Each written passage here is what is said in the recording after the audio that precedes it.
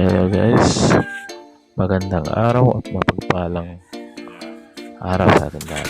So, ang pagbabalik kaya tagal tayo hindi nakagawa ng video. So ngayon, sama ko kayo sa pagpapalit ko ng fuel filter sa aking motor.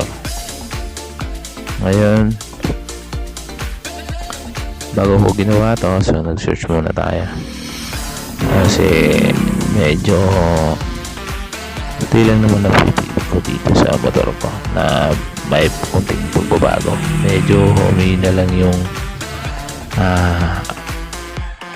consumption ng lakas ng power ng motor ko. So nagpa-advise ako sa mga marunong. So sabi nila baka ipa-cleaning na daw. No, pero nung pinanood ko sa YouTube, nag-search ako, hindi daw advisable. May sinasabi dun, hindi advisable yung cleaning about EFI kasi nagkakaroon siya ng problema. So minsan yung dahilan nun nagiging matakas sa gas. Depende siguro sa baka may magagaling. So gamit yung dalawang tools, gagawin natin is bubuksan natin. Tayo na mismo ang gagawa. So ito yung ipapalit ko is in-order ko lang sa online. At ang idea na to, pinanood ko din sa YouTube. Advisable naman, nag-okay naman, so approve. Gagawin din natin para sa mahal natin. Ito lang ang mga bubuksan natin guys. Tatlong tornilyo lang, bali sa taas may 4 din na tornilyo. Punasan natin para hindi pumasok yung mga dumi-dumi. Basta nagbukas na tayo ng fuel filter natin. So guys, simulan natin. Ito na mabubuksan natin guys. Kailangan to load lang guys. Matagal-tagal na rin ako hindi nakagawa ng video. So ngayon tuloy-tuloy na natin ito.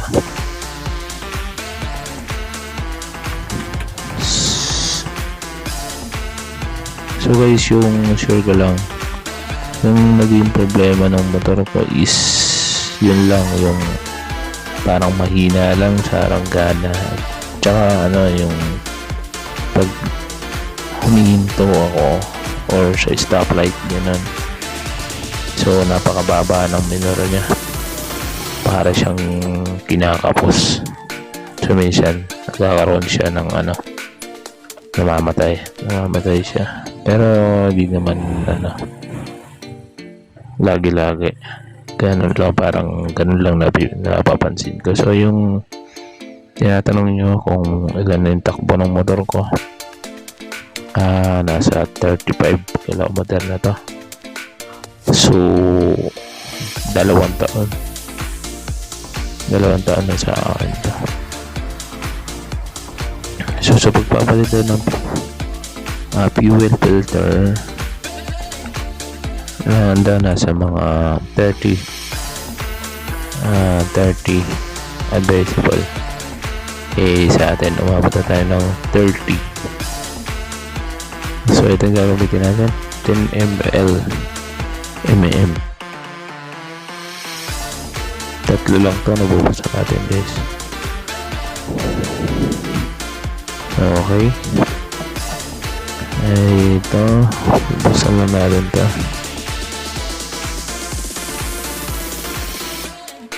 So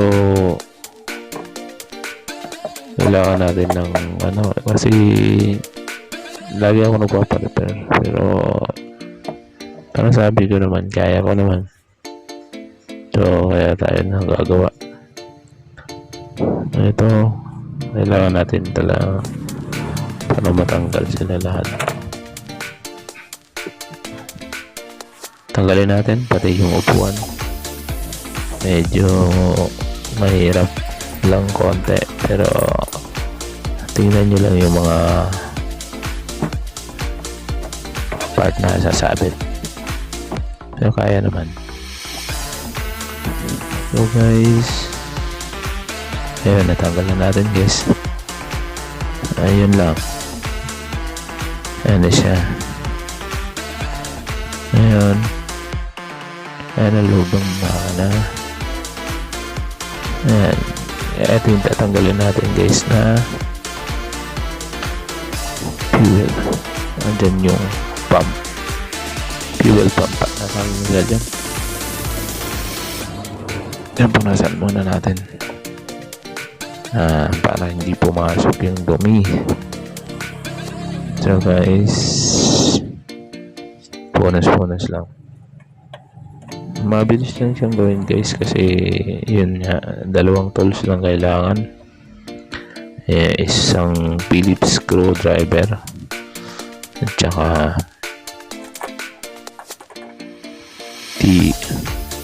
T-tools.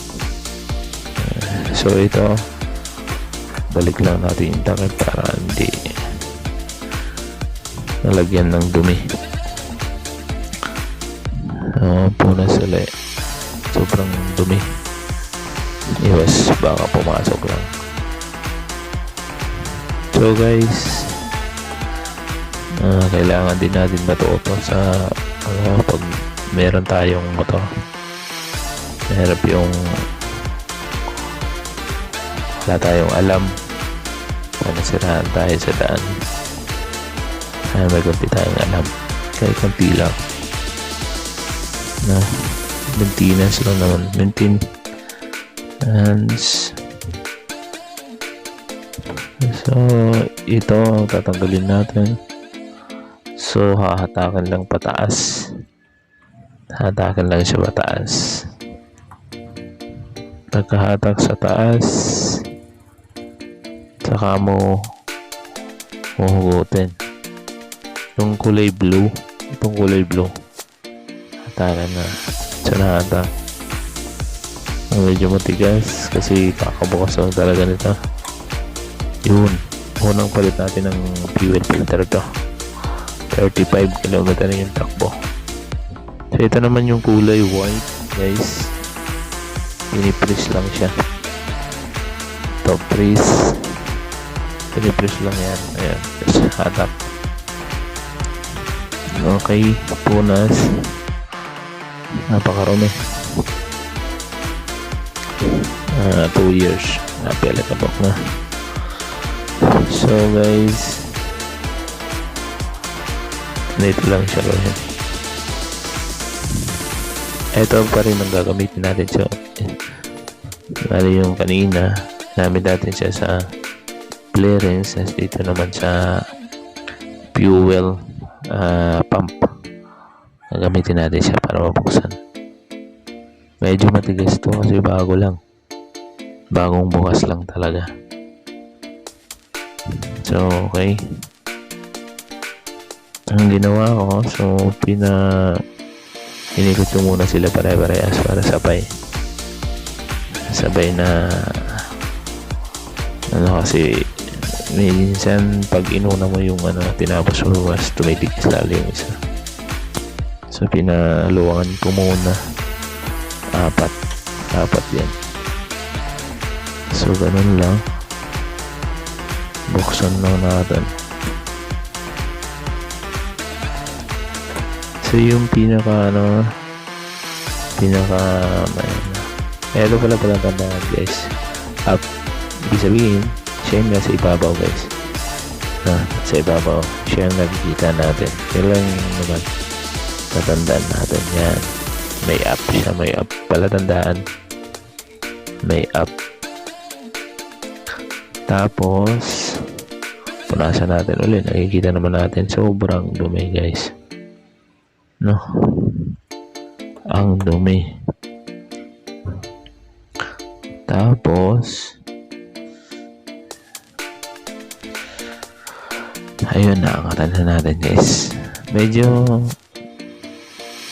madali lang siya sa una. Pero ito yung pinaka moment talaga na matigas siya. Sa gilid ng bilog ng gas tank na to is matalim guys. So yun lang ang napansin ko. Iingatan nyo lang yung mga may wire na maliit dyan na nakakabit sa pump fuel natin. Yun lang iingatan natin, baka masugat or maputol kasi matalim yung pagka ng gas tank sa gilid yung pinakabilog niya, matalim. Yun, dahan-dahan lang, huwag lang natin pilitin, baka may maputol, masira. So dahan-dahan, matinding pasensya lang. Dahan-dahan lang, tapos nakukuha rin natin yan. Hindi naman nagkakalawang na yung hindi natin in-inspecto na kakalawangin siya. So nasa loob na siya, hindi nababasa, tapos may gas pa siya pero kinakalawang siya. So ito lang papalitan natin, fuel palda. Yun, nakuha din natin. Ito na, isiset. Ito lang fuel tsaka yung goma guys, yun lang papalitan natin. Goma na nakakabit sa kanya. Ito yung itsura talaga ng fuel pump tawag nila dito. Yan. So sa 35 na tinakpo guys, tingnan nyo yung filter na tinanggal natin na. So pansin naman natin, so, hindi siguro basa lang sa gasolina yan siguro. Makikita naman natin napakarumi, diba guys? Napakarumi niya. So kailangan talaga palitan. Hindi na yan nalilinis yung palitan talaga. So ngayon is natanggal na natin yung goma na maliit na andun. So tatanggalin na rin natin yun kasi sa binili natin meron din kasamang goma na yan. So hindi na natin kailangan yun. Ayun, tingnan natin. Meron siyang goma, pero na goma dun. Yun, press lang natin mga boss. Ayan na yung sundan lang natin kung ano yung itsura ng lock. So iti-test lang natin yun. Yun, siya, kapit na siya. Hindi siya basta-basta matatanggal kasi ganda ng pagkakapit lock niya. So nakalock na siya. Ang gawin natin, linisin lang natin yung mga gilid nito, pinagkakabitan ng goma. Dyan, na banda parts dito guys is matalim yun, tsaka maluwang na yung isa. So kaya nang papalitan din natin yung goma na yun. Meron din tayo binili sa Shopee yan. Ito guys, kasama dun sa binili natin na fuel filter goma. So mapapansin mo talaga guys, napakalaki na ng pagkabilog ng stock natin. Yun, yung stock natin is hindi na pwede. Makapansin nyo, swak siya.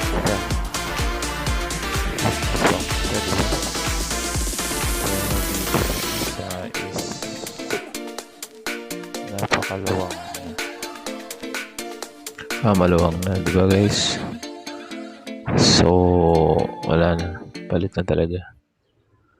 So ngayon eto na, may pagbabalik naman yung gagawin natin. Eto, pinaka moment na mahirap mahirap. So parang alam mo, parang nakabahan ka rin kasi baka masira. So yun, pinaiksi ko na, ibalik na natin agad. So ayan, so ang gagawin lang natin, i-sure lang natin kung naka-fix na pag hinigpitan natin. So wala nang magiging problema or singaw sa ating fuel pump. Sure lang, galak natin gamit yung apat na tornilyo na tinanggal natin yan. Reverse lang, tinanggal natin, babalik natin. Ganun lang guys, parang simple lang, kaya natin,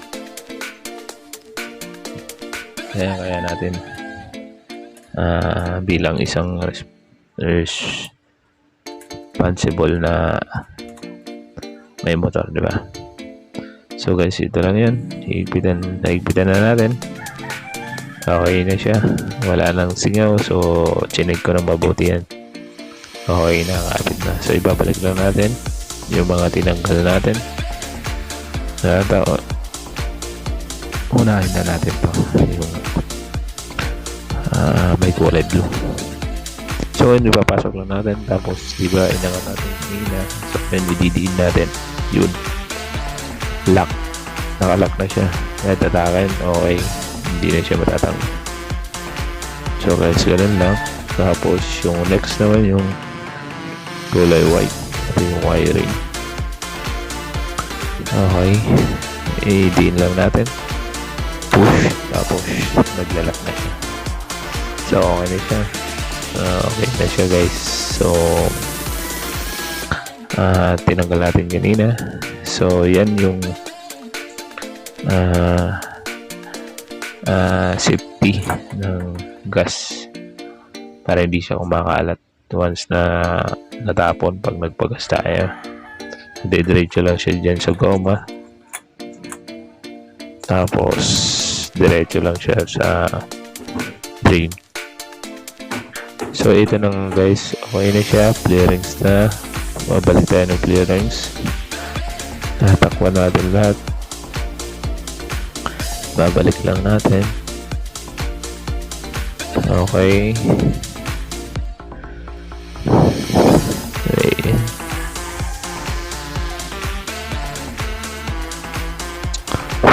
so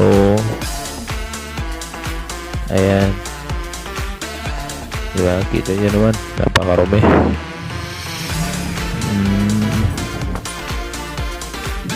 So guys, eto, balik na natin yung clearings.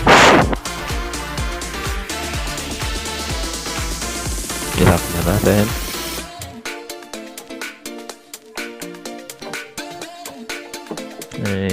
Pasok lang natin. Tapos yun, lock na siya, makabit na.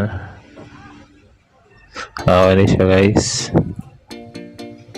Ito, tornilyo na lang natin, tapos okay na siya. So guys, napansin ko, umuwi siya. Okay na siya, okay na siya, pinandar. Medyo okay. Okay, piktik naman. Naramdaman ko naman may pagbabago. So guys, ganun lang. Huwag na natin antayin na mas lumala yung sira. So guys, thank you for watching guys. Okay, success tayo. See you next video guys. Bye bye. Right.